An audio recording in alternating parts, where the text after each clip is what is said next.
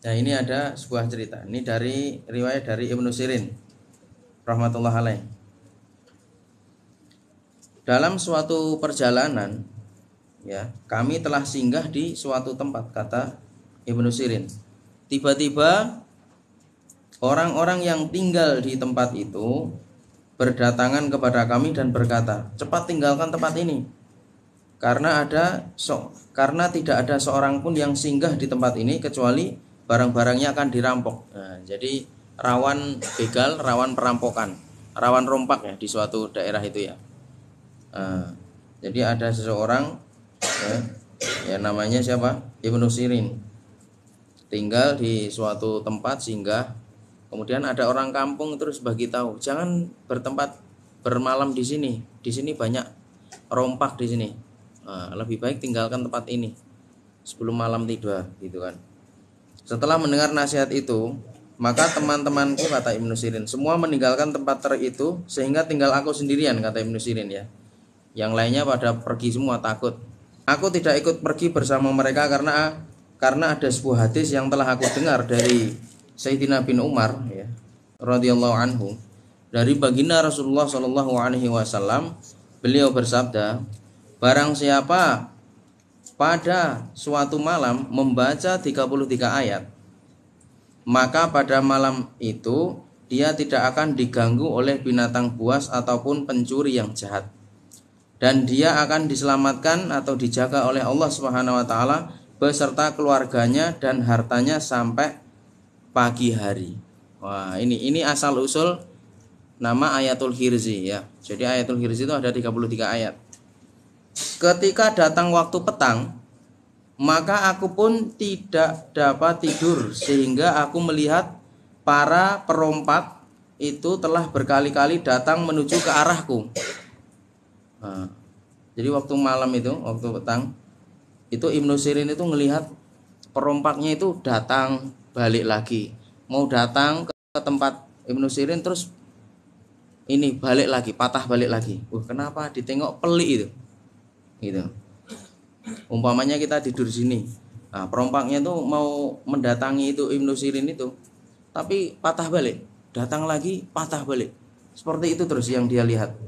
Nah, sehingga aku melihat para perompak itu telah berkali-kali datang menuju ke arahku lebih dari 30 kali. Ya, enggak cuman sekali dua kali ya. Dia itu patah balik itu datang, patah balik sampai 30 kali dia ngulang-ngulang kayak gitu tuh. Sambil menghunuskan pedang-pedang mereka. Berarti memang benar tempat itu memang benar-benar rawan perompak gitu.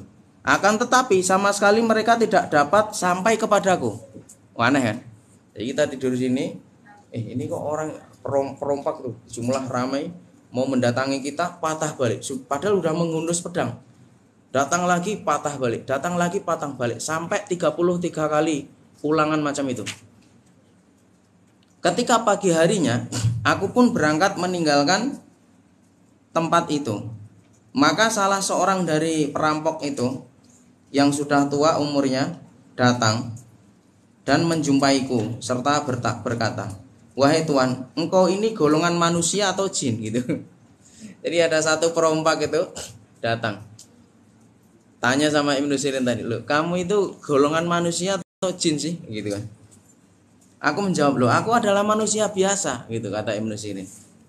Kemudian dia bertanya lagi, "Lalu ada apa mengenai kamu? Sungguh kami telah mendatangimu lebih 70 kali." Ternyata enggak cuma 30 kali. Menurut Ibnu Sirin 30 kali. Nah, mungkin karena waktu itu Ibnu Sirin ketiduran atau apa. Ini kata perompak itu tadi itu dia cakap lebih dari 70 kali. Bolak-balik mendatangi enggak bisa-bisa. Ya. Sungguh kami telah mendatangimu ya untuk merompak Ibnu Sirin itu lebih dari 70 kali. Tetapi setiap kami datang, kami selalu dihalang-halangi oleh tembok dari besi yang berdiri kokoh di antara kami dan Tuan. Ya, ini fadilahnya Ayatul Hirzi. Jadi kita ini seperti dibentengi oleh tembok besi. Nah, dan ini sudah saya praktekkan ya, dan saya melihat dengan mata kepala sendiri. Setiap saya bertempur dengan bomohnya ya, ataupun bertempur dengan jin apapun, ketika mau melawan saya itu cek gitu mentah lagi. Itu kalau nggak percaya tanya sama pesakit-pesakit saya yang melihat dengan mata kepala mereka sendiri. Mau lawan balik, menyentuh pun tak boleh.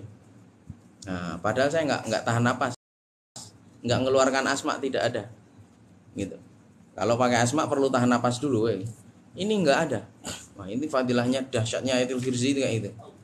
Apabila kita baca dengan yakin, ya, Allah akan turunkan ini pertolongannya, ya. Jadi seperti dihalang-halangi oleh tembok dari besi yang berdiri kokoh di antara kami dan Tuhan. Itu kata perompaknya sendiri.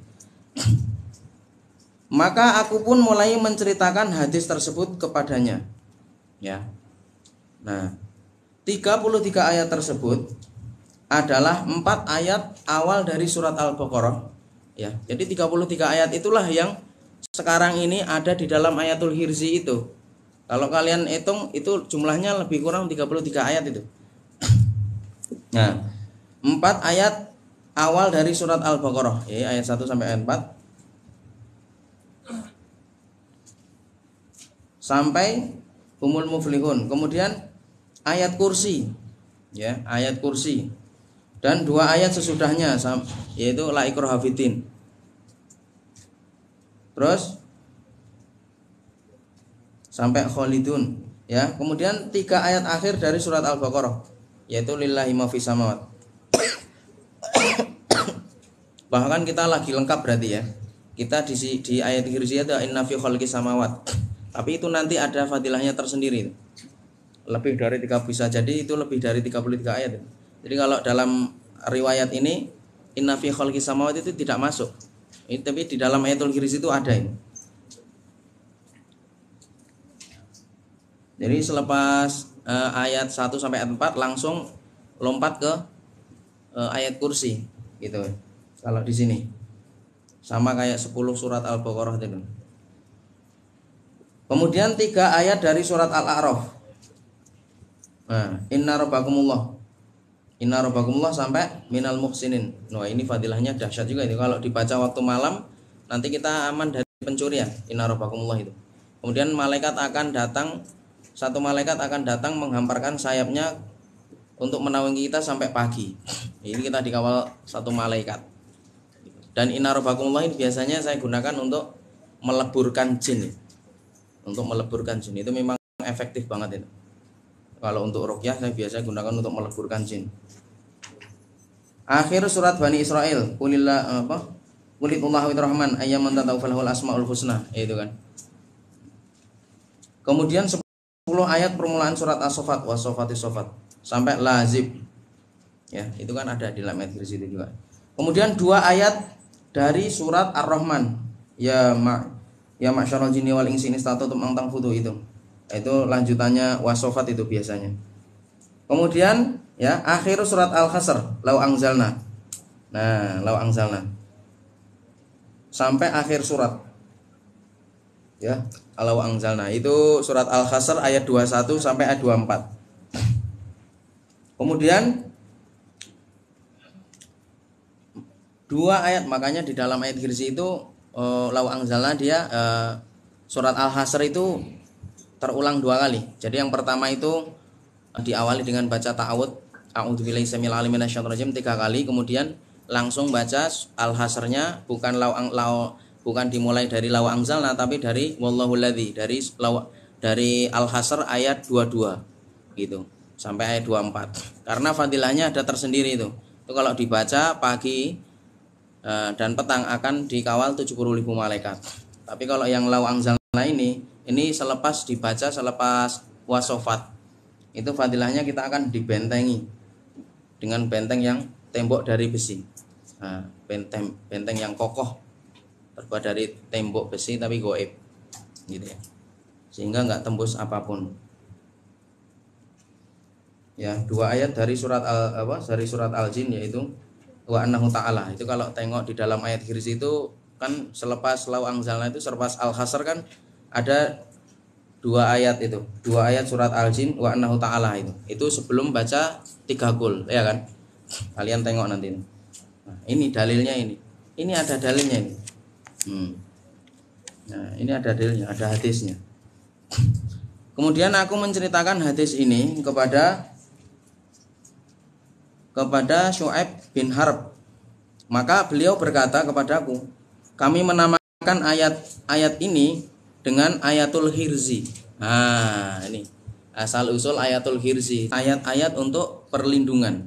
Bahkan dikatakan bahwa di dalam ayat-ayat ini terdapat obat dari segala macam penyakit. Kemudian beliau menyebutkan kepadaku sebagian dari penyakit-penyakit tersebut, diantaranya penyakit gila, lepra, belang, dan sebagainya. Subhanallah.